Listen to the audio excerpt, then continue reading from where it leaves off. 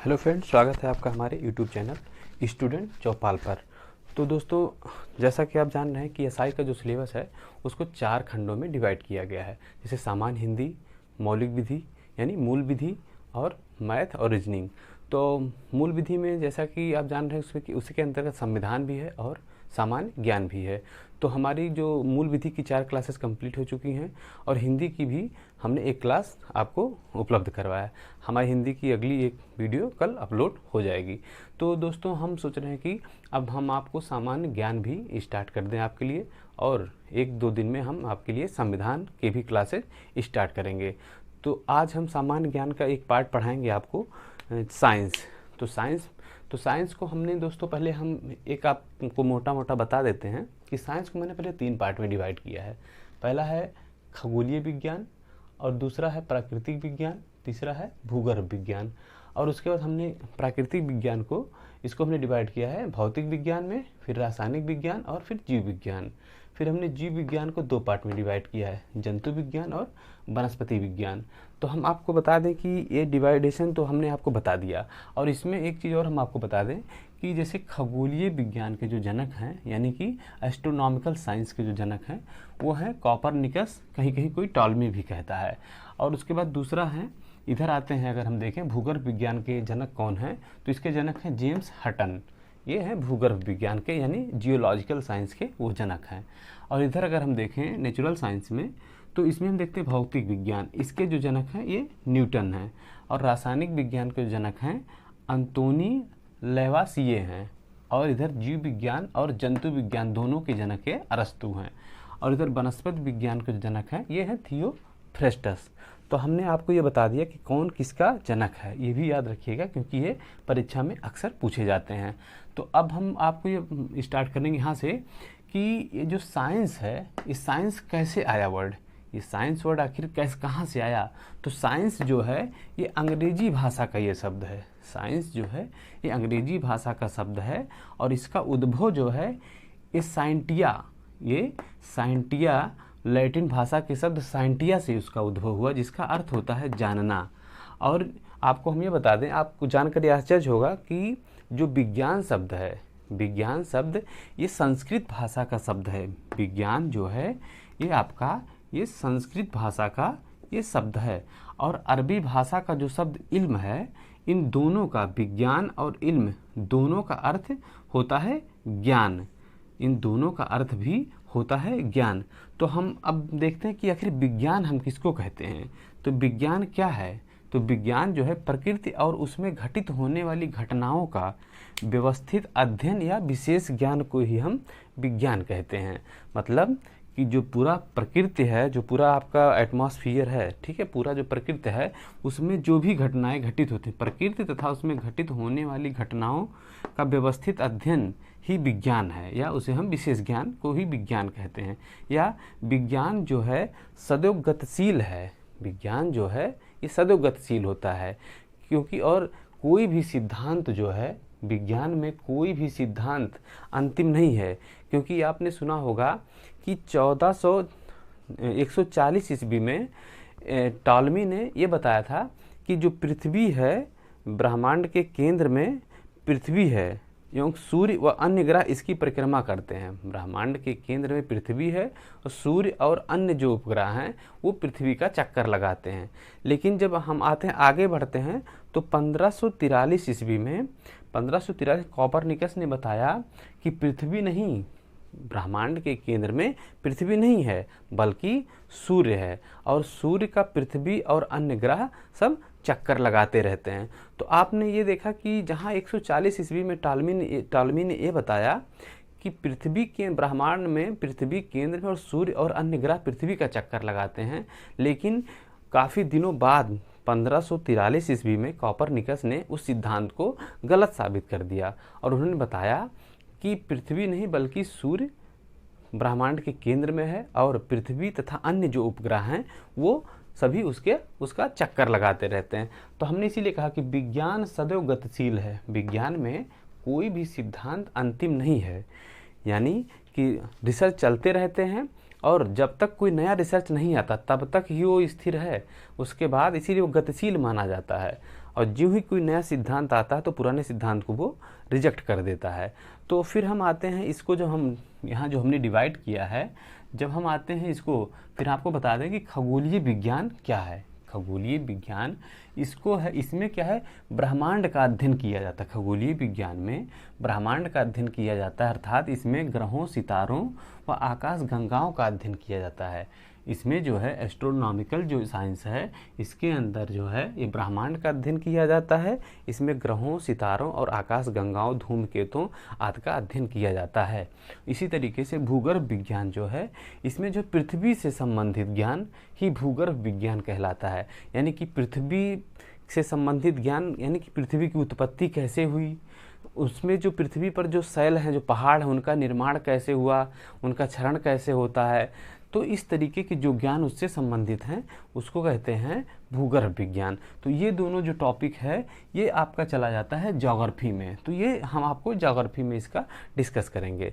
जब हम पढ़ाएंगे सामान्य ज्ञान, तो हम साइंस पढ़ा रहे हैं अभी, लेकिन और जब हम पढ़ाएंगे ज्योग्राफी, तब इन दोनों पार्टों का हम आपसे वहाँ पर डिस्कस करेंगे। अब हम आते हैं प्राकृतिक विज्ञान। इसका जो प्राकृतिक विज्ञान को जो हमने 3 पार्ट में जो डिवाइड किया है, एक है भौतिक विज्ञान, दूसरा है रसायन विज्ञान, तीसरा है जीव विज्ञान, यानी फिजिक्स, केमिस्ट्री एंड बायोलॉजी। और उसके बाद आप देखते हैं कि ये जो भौतिक विज्ञान है, आज हम आपकी क्लास इसी पर लेंगे। भौतिक विज्ञान ही पहले आपका स्टार्ट करेंगे। तो जब भौतिक विज्ञान वर्ड आया तो इसके जो जनक न्यूटन है, ठीक है, हमने आपको ये बता दिया है। और इसका बाद ये भौतिकी जो है, अंग्रेजी में इसको फिजिक्स कहते हैं, अंग्रेजी में इसको फिजिक्स कहते हैं, इसको फिजिक्स कहते हैं। यह ग्रीक भाषा के एक शब्द से उद्भव हुआ है। इसका उद्भव जो है ग्रीक भाषा के एक शब्द से हुआ है, जिसका अर्थ है प्रकृति, जिसका अर्थ है प्रकृति। अब इसका समतुल्य संस्कृत शब्द है भौतिकी। ये जो भौतिकी है ये भी आपका संस्कृत शब्द ही है, ना कि, और इसका अंग्रेजी शब्द है फिजिक्स। तो ये भौतिकी जो है ये संस्कृत शब्द है, और इसके अंतर्गत भौतिकी के अंतर्गत भौतिक जगत का अध्ययन किया जाता है। मतलब इसकी कोई एग्जैक्ट परिभाषा नहीं दी जा सकती, लेकिन फिर भी हम आपको एक ओवरव्यू जरूर देंगे कि इसके अंतर्गत किस किस चीज़ का अध्ययन किया जाता है। वास्तव में इसके अंतर्गत प्रकृति व प्राकृतिक घटनाओं का अध्ययन किया जाता है, और कुछ ऐसे बिंदु हैं जिसका अध्ययन इसके अंतर्गत किया जाता है, जैसे यांत्रिकी, वैद्युत गतिकी, प्रकाशिकी, उष्मागतिकी, चुंबकत्व, ध्वनि तरंगे इत्यादि, इन सब का अध्ययन भौतिकी के अंतर्गत किया जाता है। तो आपको हम बता दें कि इसमें जो है, और केमिस्ट्री में जो है हम पढ़ाएंगे तो बाद में आपको, लेकिन हम एक मोटा मोटा आपको बता दें कि केमिस्ट्री के अंतर्गत किस चीज़ का अध्ययन किया जाता है। इसमें जो पदार्थों के गुण, संगठन, संरचना, उपयोग तथा उनमें होने वाले परिवर्तन का अध्ययन इसके अंतर्गत किया जाता है। इसी तरीके से जीव विज्ञान में जो है इसको हमने 2 पार्ट में डिवाइड किया, एक जंतु विज्ञान, एक वनस्पति विज्ञान। अब जंतु विज्ञान में इसमें जीवित कोशिकाएं, जो जीव कोशिकाएं हैं, जैसे बैक्टीरिया हो गए और ये सब जैसे हो गए, ह्यूमन हो गया, इसमें जितने हैं उनका इसमें अध्ययन किया जाता है। और भी जितने मतलब जानवर हैं, इस तरीके से मतलब जीव विज्ञान के इसमें जो वनस्पतियों का अध्ययन किया जाता है, पेड़ पौधे, उनके बारे में इसमें अध्ययन किया जाता है। तो हम आगे बढ़ते हैं। तो इसको आप नोट कर सकते हैं, आप इसको नोट कर सकते हैं, क्योंकि अब जितना आप नोट करेंगे उतना ही आपका अच्छा तैयारी होगा। क्योंकि जब आप नोट करते हैं तो उसमें क्या होता है, आपकी जितनी इंद्रियां हैं वो सब एक्टिव रहती हैं, और आप नोट्स बनाते समय उसको जब लिखते हैं तो आपको याद भी होता है। नहीं तो ऐसे तो किताब में बहुत ढेर सारे मैटर पड़े हुए हैं, लेकिन हम इसीलिए अभी आपको PDF फ़िलहाल उपलब्ध नहीं करवा रहे हैं। अगर लोगों की डिमांड रही तो हम कोशिश करेंगे कि आपको PDF दिया जाए, लेकिन PDF देने का नेगेटिव पॉइंट ये है कि अगर हम आपको जो PDF देते हैं तो आप उसका प्रिंट आउट निकाल करके और एक किताब के रूप में रखते चले जाते हैं, लेकिन जब आप वीडियो देख करके उसका नोट्स बनाते हैं तो उसमें क्या होता है कि आपको उसी समय बहुत सी चीज़ें याद हो जाती हैं, और फिर जब आप रिवीजन करते हैं तो आपकी लगभग पूरी तैयारी हो जाती है। तो अब हम आपको पढ़ाएंगे इसके आगे, अब बताएंगे इसमें भौतिकी में ही, तो भौतिकी बताएंगे भौतिक राशियाँ, जैसे इसमें हम आपको पढ़ाएंगे भौतिक। तो हमने आपको बताया कि साइंस क्या है, ठीक है, विज्ञान क्या है, और साइंस कैसे आया, ठीक है, कैसे शब्द आया, वो कौन सा शब्द है, और उसको हमने बताया आपको भौतिकी क्या है और भौतिकी कैसे आया अस्तित्व में और किसके अंतर्गत क्या क्या अध्ययन किया जाता है। जैसे साइंस को हमने 3 भागों में जो तोड़ा था, जैसे उधर खगोलीय विज्ञान, ठीक है, प्राकृतिक विज्ञान, और उधर जाकर के फिर हमने भूगर्भ विज्ञान में, और उसके बाद फिर हमने प्राकृतिक विज्ञान को जीव विज्ञान मतलब इसी में भौतिकी में, रसायन और फिर जीव विज्ञान में, फिर हमने जीव विज्ञान को जंतु विज्ञान और वनस्पति विज्ञान में तोड़ा था और मैंने सबको बताया कि इसके अंतर्गत क्या क्या अध्ययन किया जाता है। तो हम देखते हैं फिर भौतिक राशियाँ क्या होती हैं। तो भौतिकी के नियमों को जिन राशियों के पदों में व्यक्त किया जाता है उन्हें भौतिक राशियाँ कहा जाता है। तो इसको हम 2 खंडों में तोड़ के देख सकते हैं, एक मात्रक तथा मापन के आधार पर और दूसरा इधर है दिशा तथा परिमाण के आधार पर। फिर इसको हम देखते हैं कि मात्रक और मापन के आधार पर इसको हम 3 खंडों में तोड़कर देख सकते हैं, जैसे मूल राशियाँ, ठीक है, व्युत्पन्न राशियाँ और पूरक राशियाँ। तो मूल राशियाँ, प्रश्न उठता है कि मूल राशियाँ हम किसे कहते हैं और व्युत्पन्न राशियाँ किसे कहते हैं, ये जानना जरूरी है। तो इसको मूल राशि हम ऐसे राशि को कहते हैं, वह राशियाँ हैं जो अन्य राशियों से स्वतंत्र होती हैं तथा जिन्हें व्यक्त करने के लिए अन्य भौतिक राशियों की आवश्यकता नहीं होती है, यानी इनका अपना स्वतंत्र अस्तित्व होता है, ये किसी भी भौतिक राशि पर निर्भर नहीं होती हैं। लेकिन अगर हम दूसरी तरफ देखें व्युत्पन्न राशियाँ, तो ये वह राशियाँ हैं जो मूल राशियों की सहायता से ही प्राप्त किए जा सकते हैं, इनका अपना कोई अस्तित्व नहीं होता है, इनका कोई अपना स्वतंत्र अस्तित्व नहीं होता है। और पूरक राशियाँ ये ना तो मूल राशियाँ होती हैं और ना ही व्युत्पन्न राशियाँ होती हैं, ठीक है, ये किसी पे ना तो मूल राशियाँ होती हैं ना व्युत्पन्न राशियाँ होती हैं। उसके बाद आते हैं हम कि मूल राशियाँ कितने प्रकार की होती हैं। तो मूल राशियाँ बेसिकली 7 तरह की 7 मूल राशियाँ होती हैं। तो 7 मूल राशियों में जैसे है पहला लंबाई है, द्रव्यमान है, समय है, विद्युत धारा है, उष्मागतिक ताप, इसको ताप भी सिर्फ कहते हैं, पदार्थ की मात्रा हो गया, ज्योति तीव्रता। तो ये जो है ये 7 जो है ये मूल राशियां हैं, ठीक है, ये किसी पे निर्भर नहीं होती हैं, इनका अस्तित्व अपना स्वतंत्र अस्तित्व ये रखती हैं। उसके बाद अगर हम आए तो ये व्युत्पन्न राशियां हैं, ये हैं जैसे क्षेत्रफल हो गया, आयतन हो गया, चाल या वेग हो गया, त्वरण हो गया। तो हम आपको एक बात बता दें, ट्रिक हम बता दें कि जो 7 मूल राशियां हैं और ये जो पूरक राशियां होती हैं 2, समतल कोण और घन कोण। तो 7 उधर छोड़ दीजिए मूल राशियों में, ठीक है, और उसके बाद आप 2 इधर निकाल दीजिए आप जो है पूरक राशियों में। तो उसके बाद जितनी भी राशियां बचती हैं वो सभी हैं व्युत्पन्न राशियां, ठीक। अब व्युत्पन्न राशियों से क्षेत्रफल है, आयतन है, चाल वेग है, त्वरण है, लेंस की शक्ति है, कार्य या ऊर्जा, उष्मा, तापमान, बल, दाब, शक्ति, विभव, विभवांतर, आवृत्ति, विद्युत धारिता, विद्युत आवेश, विद्युत ऊर्जा, ठीक है, विद्युत प्रतिरोध, प्रदीप्त घनत्व, कठोरता, आयतन, ठीक है। तो ये सब जो हैं ये आपके व्युत्पन्न राशियां हैं। तो हम आपको बता दें कि इसमें जो है ये मात्रक की जो पद्धतियां हैं वो कौन कौन सी पद्धति इसके लिए अपनाई जाती है। तो मात्रक की जो पद्धतियां हैं इसमें 3-4 पद्धतियां प्रचलन में हैं। तो जैसे सीजीएस पद्धति, सीजीएस पद्धति में इसको जो है लंबाई, द्रव्यमान और समय को सीजीएस पद्धति में क्रमशः लंबाई को सेंटीमीटर से मापते हैं, द्रव्यमान को ग्राम से मापते हैं और समय को सेकंड में मापते हैं। तो हम आपको ट्रिक बता दें कि सीजीएस इसीलिए लिखा ही गया है कि सी से सेंटीमीटर, जी से ग्राम और एस से सेकंड, मतलब लंबाई, द्रव्यमान और समय का क्रमशः ये सेंटीमीटर, ग्राम व सेकंड मात्रक है। इसको आप बिल्कुल याद कर लीजिए। उसके बाद होता है एफपीएस पद्धति में, इसको ब्रिटिश पद्धति भी कहा जाता है। इसमें है कि एफ मतलब फुट, पी मतलब पाउंड, एस मतलब सेकंड, यानी कि लंबाई का मात्रक फुट है, ठीक है, और उसके द्रव्यमान का मात्रक पाउंड है, समय का मात्रक सेकंड है। और एमकेएस पद्धति में इसमें देखेंगे लंबाई का मात्रक मीटर है, ठीक, किलोग्राम का मात्रक इसका जो है द्रव्यमान का मात्रक किलोग्राम है, सेकंड का मात्रक, समय का मात्रक सेकंड है। और उसी तरीके से आप देखेंगे तीनों में जो समय का मात्रक है, समय का जो मात्रक है इसका जो है ये तीनों में कॉमन है, तीनों में समय का मात्रक सेकंड ही होता है। और उसके बाद आता है एक जो इसमें वर्तमान में जो अंतर्राष्ट्रीय स्तर पर जो प्रचलित है उसको हम कहते हैं एसआई पद्धति। तो इसका जो है इसमें भी लंबाई, द्रव्यमान और समय को क्रमशः मीटर, किलोग्राम और सेकंड में। तो यहाँ जो है ये दोनों जो हैं इनकी पद्धतियाँ दोनों लगभग सेम हैं। एमकेएस पद्धति में भी लंबाई का मीटर है तो एसआई पद्धति में भी लंबाई का मीटर है। द्रव्यमान का इसमें किलोग्राम है तो इसमें भी किलोग्राम है। समय का इसमें सेकंड है, इसमें भी सेकंड है। तो आप देखेंगे समय का किसी भी पद्धति में सब में सेकंड ही है। समय का अगर हम इसको 60 में ना लिख करके इसको अगर हम पूरा कर दें इसको, तो समय का सभी पद्धतियों में सेकेंड ही मात्रक है। ठीक है, समय का सभी पद्धतियों में सेकेंड ही मात्रक है। तो इसको आप याद कर लीजिए। और आप सोच रहे हैं कि एसआई पद्धति, ये सब तो क्लियर है कि एम के एस पद्धति, एम से मीटर हो गया, के से किलोग्राम हो गया, एस से सेकंड हो गया, लेकिन एसआई से तो मीटर और किलोग्राम और सेकंड नहीं हो रहा है। तो इसको आप ये समझिए कि एसआई जो है ये सिस्टम इंटरनेशनल दी यूनिट्स का ये संक्षिप्त रूप है। सिस्टम इंटरनेशनल दी यूनिट्स का ये संक्षिप्त रूप है। इसको कहते हैं मात्रकों की अंतर्राष्ट्रीय प्रणाली। इसको जो कहते हैं मात्रकों की अंतर्राष्ट्रीय प्रणाली, आजकल अंतर्राष्ट्रीय स्तर पर यही प्रचलित है।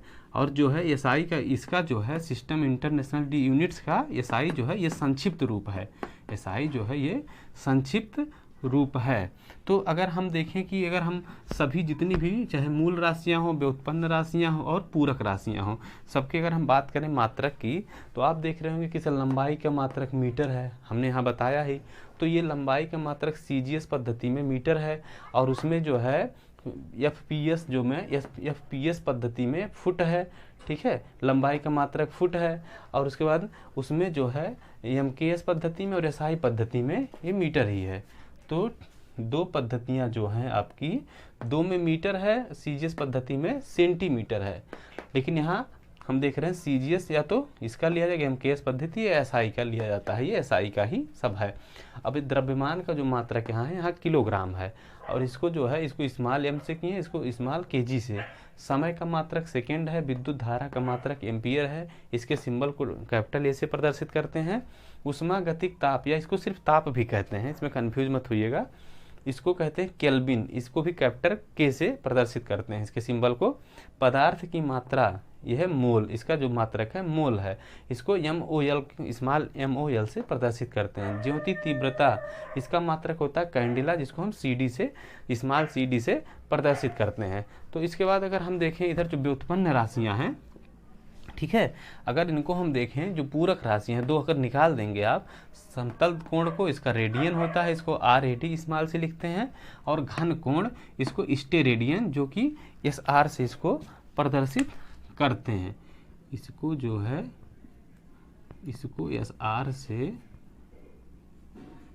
इसको SR से प्रदर्शित करते हैं। ठीक है, अब हम देखते हैं इधर जो है व्युत्पन्न राशियाँ, व्युत्पन्न राशियों में जितने सबके मात्रक हैं, तो हम कंपेयर करके आपको बताए हैं इसमें, इसको नोट कर लीजिएगा पूरा। इतना कंपेयर करके आपको कहीं कोई बताएगा नहीं, मैंने कई किताबों में आप ढूंढेंगे तब भी ऐसा आपको नहीं मिलेगा। तो उसके बाद इसमें जैसे क्षेत्रफल का वर्ग मीटर, इसको एम स्क्वायर, आयतन का घन मीटर एम क्यूब, चाल या वेग का मीटर प्रति सेकेंड, त्वरण का मीटर प्रति सेकेंड स्क्वायर, लेंस की शक्ति का डायोप्टर, कार्य या ऊर्जा का एसआई पद्धति में जूल होता है, इसको याद कर लीजिए, कार्य या ऊर्जा का एसआई पद्धति में जूल होता है, सीजीएस में ये होता है अर्घ होता है। ठीक है, कार्य ऊर्जा का सीजीएस में अर्घ होता है। उष्मा का कैलोरी होता है सीजीएस पद्धति में, इसका मात्रक जो है। तापमान का मात्रक एसआई पद्धति में केल्विन होता है, सीजीएस पद्धति में सेंटीग्रेड होता है।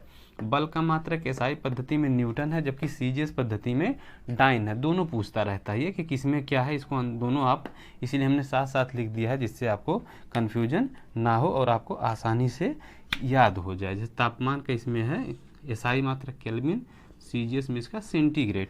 तो इसके बाद दाब का जो है एसआई में पास्कल है, और इसका एक मात्रक बार भी है, और एक बार बराबर होता है ये 10⁵ पास्कल। ठीक, शक्ति का मात्रक एसआई में वाट होता है, इसको जब हम ज़्यादा पावर में करते हैं तो इसको हम किलोवाट भी कहते हैं, एसआई में ही किलोवाट भी कहते हैं। लेकिन जो गैर एसआई मात्रक इसका एक और है, वो है अश्व शक्ति। और यहाँ जो वाट है, ये जेम्स वाट जो भाप का इंजन जिन्होंने खोज किया था, उनके नाम पर इसको वाट रखा गया है। विभव व विभवांतर का जो है मात्रक वोल्ट है, आवृत्ति का मात्रक हर्ट्ज है। ठीक है, विद्युत धारिता का मात्रक फैराडे है, विद्युत आवेश का कूलाम है, विद्युत ऊर्जा का वाट घंटा है। तो ये सब याद कर लीजिए, ये सब बहुत ही इंपॉर्टेंट हैं। इसमें से पक्का ये जानिए कि कोई ना कोई आपको मात्रक मिल ही जाएगा, इससे बाहर नहीं जाता है। जैसे विद्युत प्रतिरोध का ओम है, प्रदीप्त घनत्व का लक्स है, कठोरता का मोह है, आयतन का बैरल या गैलन होता है। तो आप जानते हैं कि बैरल जो है, जो अंतर्राष्ट्रीय मार्केट में जो सरकारें किसी भी तेल की जो खरीद करती हैं, जैसे पेट्रोल हो गया, डीजल हो गया, मिट्टी का तेल हो गया, तो इसको बैरल में ही अंतर्राष्ट्रीय मार्केट में खरीदा जाता है। और एक बैरल बराबर होता है लगभग 159 लीटर, मतलब 159 लीटर। लेकिन अगर एग्जैक्ट इसका मानक हम बताएं आपको तो होता है 158 लीटर होता है इसको मोटा मोटा, इसीलिए 159 लीटर मान लिया जाता है। और एक गैलन बराबर होता है 4.5 लीटर, 4.55 लीटर होता है एक गैलन बराबर।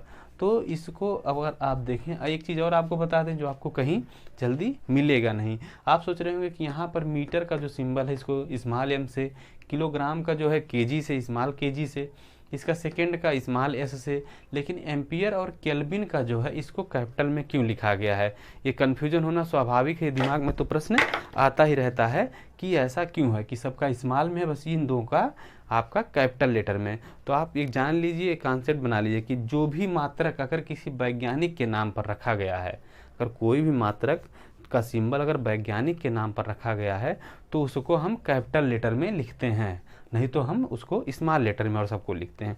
और एक चीज़ आपको बता दें कि मात्रक कभी भी इसका जो सिंबल लिखा जाता है इसको कभी भी हम बहुवचन में नहीं लिखते हैं, इसको हम हमेशा एक वचन में ही लिखते हैं, ठीक है।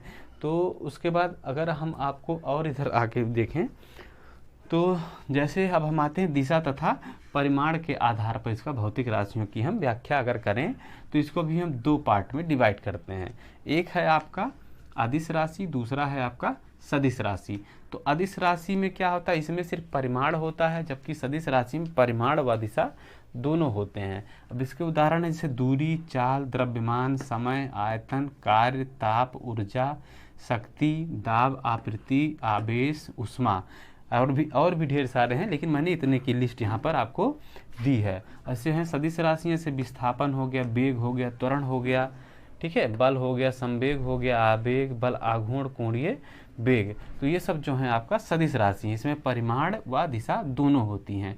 जैसे इसका अगर अदिश राशि का हम उदाहरण लें कि पेड़ की ऊंचाई 20 मीटर है, अगर हम कहें कि पेड़ की ऊंचाई 20 मीटर है तो परिमाण मतलब ऐसी मात्रा बता रहा है, ये नहीं बता रहा है कि वो भाई पेड़ की ऊंचाई 20 मीटर है। इससे आप क्या निष्कर्ष निकालेंगे कि भाई पेड़ है 20 मीटर खड़ा है, अब ये पता नहीं कि कैसा है। उसके बाद बाल्टी में पानी 5 लीटर, तो ये भी खाली मात्रा ही बताता है। लेकिन जब इधर हम देखते हैं अगर किसी पिंड पर यह कहा जाए कि 2 न्यूटन का बल लगा है तो यह भी अपर्याप्त सूचना है। और लेकिन अगर जब यह कहा जाए कि 2 न्यूटन का बल ऊपर की दिशा में लगा तब यह सदिश राशि मान ली जाती है कि ये पता चल गया कि उसकी दिशा किस दिशा से उस पर बल लगाया जा रहा है।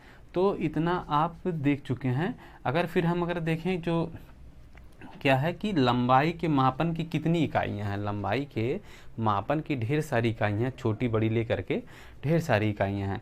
तो लंबाई के मापन को अगर हम 1 किलोमीटर को बड़ी दूरी मापना है तो 1 किलोमीटर को हम लिखते हैं 1000 मीटर के ये बराबर होता है। 1 किलोमीटर 1000 मीटर के बराबर होता है। इसको हम 10⁻³ मीटर भी लिख सकते हैं। अगर 1 सेंटीमीटर बराबर होता है 1/100 या कहें कि 10⁻² मीटर। और 1 मिलीमीटर का हम कहें तो इसको कहते हैं 1/1000, यानी इसको हम 10⁻³ मीटर कह सकते हैं। काफ़ी छोटी इकाई है। इसके बाद बहुत छोटी दूरियों को हम माइक्रोन में, नैनोमीटर में, एंगस्ट्रॉन और फेम्टोमीटर में भी नापते हैं और इसको व्यक्त करते हैं। जैसे 1 माइक्रोन बराबर होता है 10⁻⁶ माइक्रोमीटर, ठीक। नैनोमीटर होता है 10⁻⁹ नैनोमीटर। इसी तरीके से एंगस्ट्रॉन जो है 10⁻10 एंगस्ट्रॉन होता है। और फेम्टोमीटर होता है 10⁻15, ठीक है, 15 फेम्टोमीटर। और इसको जो है एंगस्ट्रॉन जो है ये प्रकाश का तरंग दैर्घ्य मापने के लिए इसका उपयोग किया जाता है। तो ये भी पूछता रहता है कि एंगस्ट्रॉन का प्रयोग कहाँ किया जाता है लंबाई के मात्रा के रूप में मापने में, तो प्रकाश तरंग दैर्घ्य मापने में इसका उपयोग किया जाता है। और ये न्यूक्लियर माप के लिए फेम्टोमीटर का उपयोग करते हैं। और किसी तारे की पृथ्वी से दूरी जो अगर हमको मापनी होती है तो हम प्रकाश वर्ष से उसकी दूरी को मापते हैं, क्योंकि प्रकाश वर्ष भी लंबाई के मापन की ही एक, ठीक है, एक माध्यम है। तो एक प्रकाश वर्ष बराबर क्या होता है 9.46 इंटू 10⁻15 मीटर। और वहीं हम देखें अगर पारेषक की बात करें तो यह दूरी मापने की सबसे बड़ी इकाई है। पारेषक जो है दूरी मापने की सबसे बड़ी इकाई है। एक पारेषक बराबर होता है 3.08 इंटू 10⁻16 मीटर, या इसको अगर हम प्रकाश वर्ष में कहें तो 3.26 प्रकाश वर्ष होता है। और फायदम जो है, फायदम भी एक है। फायदम जो होता है ये हो गया आपका पारेषक, ये हो गया फायदम, ये हो गया समुद्री मील जिसको हम नॉटिकल मील भी कहते हैं। तो ये एक फायदम बराबर होता है 6 फीट। इसको समुद्र की गहराई मापने के लिए इसका प्रयोग किया जाता है। और समुद्री मील जिसको हम नॉटिकल मील भी कहते हैं समुद्र में दूरी मापने के लिए होता है कि आपका जो किनारा होता है, ठीक है, राज्य के बाद जहाँ से समुद्र शुरू होता है तो उसके अंदर जब हम समुद्र में पूरी दूरी नापते हैं तो उसको हम नॉटिकल मील में मापते हैं। और एक समुद्री मील बराबर होता है 1852 मीटर। तो आज के लिए मुझे लग रहा है कि इतना है, और आप इसको नोट कर लीजिए क्योंकि इतना बढ़िया कलेक्शन आपको जल्दी मिलेगा नहीं। और इसमें से प्रश्न एकदम मान के चलिए कि श्योर आने ही हैं, क्योंकि मात्रक से कोई भी प्रश्न इससे बाहर नहीं जाएगा।